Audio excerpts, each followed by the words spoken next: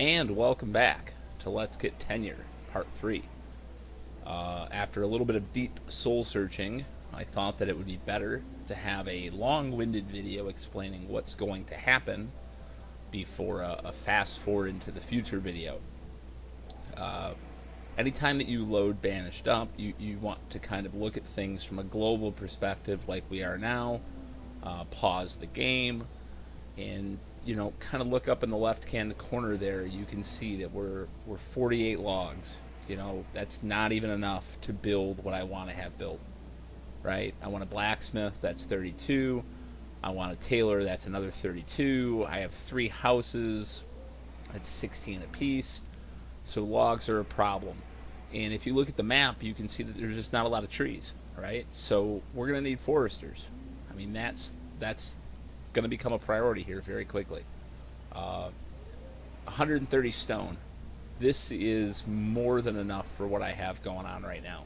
I mean, even with 55 and 48, and the houses are 8 apiece, I'm sitting pretty. Especially when I have stone that's just laying all over the place.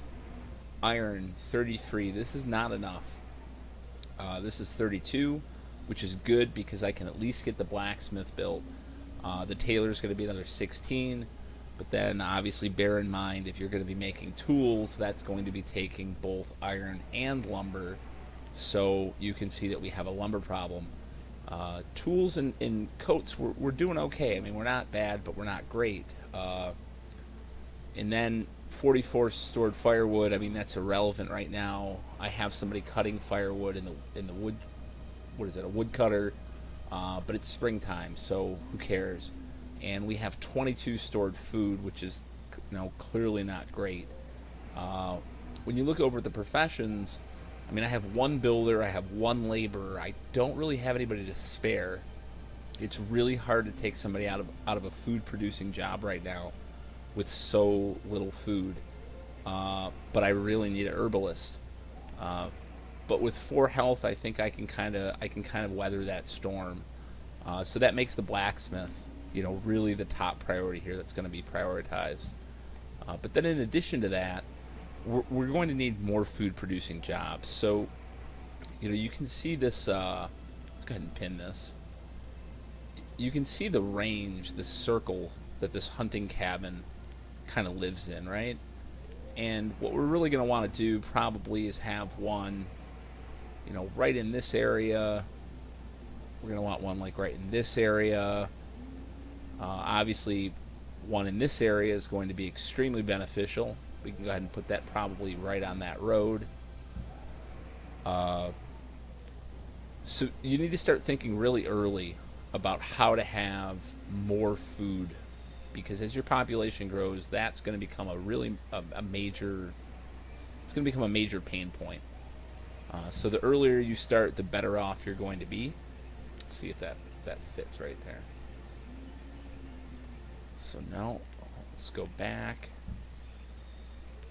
See what our original line looked like. It's right there.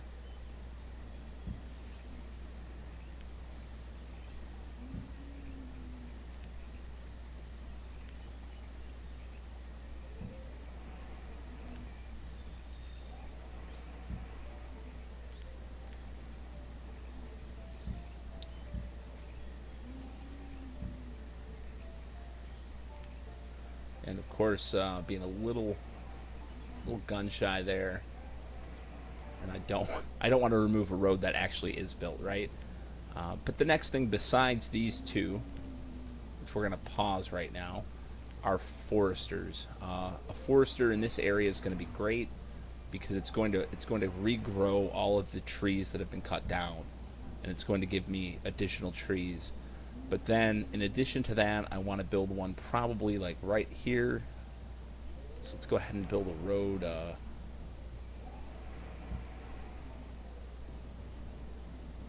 that.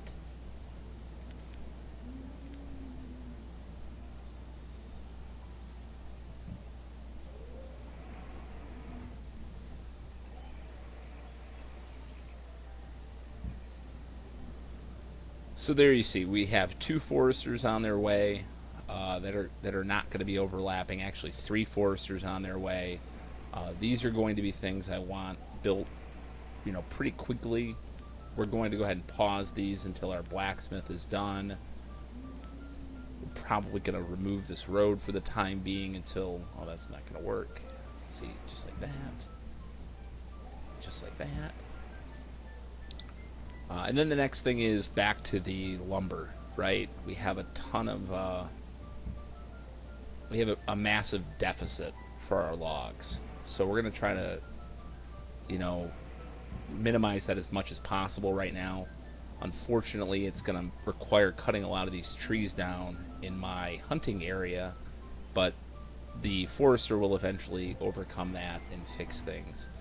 So this is what we're looking at for the next, I'm going to say 5 years probably, before this is completely finished.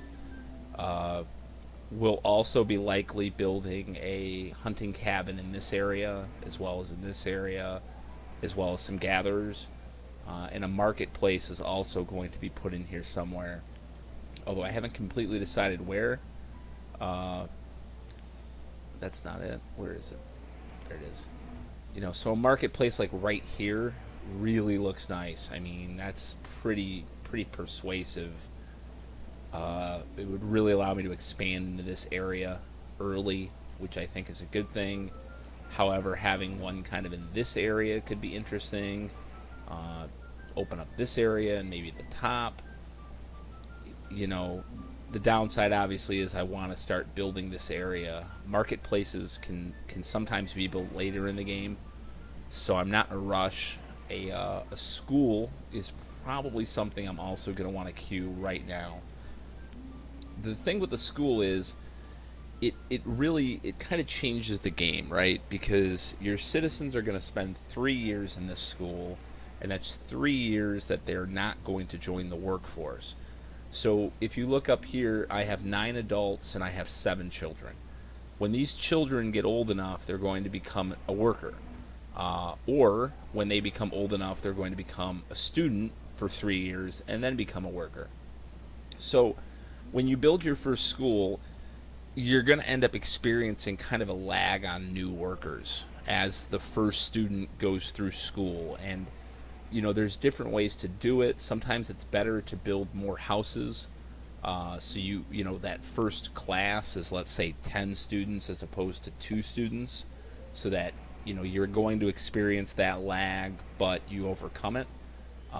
Remember, every new student that you get that graduates is going to be more efficient. So if you have 2 students, well, that seems insignificant compared to 10. You're going to start getting more efficient workers sooner, and kind of they trickle in. Whereas if you have 10, that's holding up 10 new workers into your workforce, and you don't have new workers to fill new food jobs. And then in the same breath, you need to be building new hunting cabins, new gatherer huts, and things like that, so that when they do graduate school, they have somewhere to start working immediately to producing food. We're also going to be building a trading post very, very soon. It's probably going to go, let's see where I can fit this guy in, right here. So we've got a nice trading post. This is really kind of an efficient, simple way. Go ahead and build this road now. But we're going to pause this. So this is what the initial 5-year plan, let's say. It might take 7 or 8 years depending on a variety of things. Maybe I get a disaster. I'm likely going to fill in a couple more houses in here, just to get the population, boosted up a little bit higher. But I don't really anticipate anything else. You kind of have to go slow, especially on hard, because you don't have seeds, you don't have cattle yet, you don't have anything.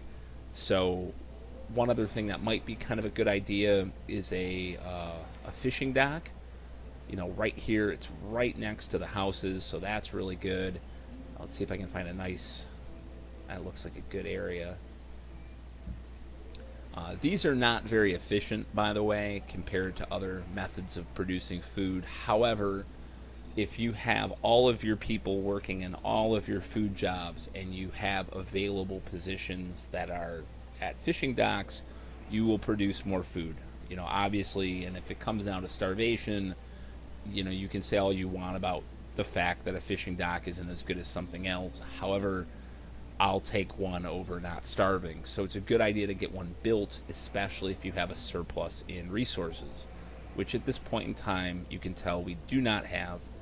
Uh, and if you kind of look around, you can see the reason we don't have it is because we don't have anyone working at the moment to gather any. So the plan right now in the initial phase is probably going to be run into the blacksmith, run into the tailor. Hopefully some of these children become adults. They can continue to gather resources, and we just kind of slowly work towards completing this map without starving. The next video is going to be, kind of a fast forward video with some music going on, no commentary. We're going to see what happens here.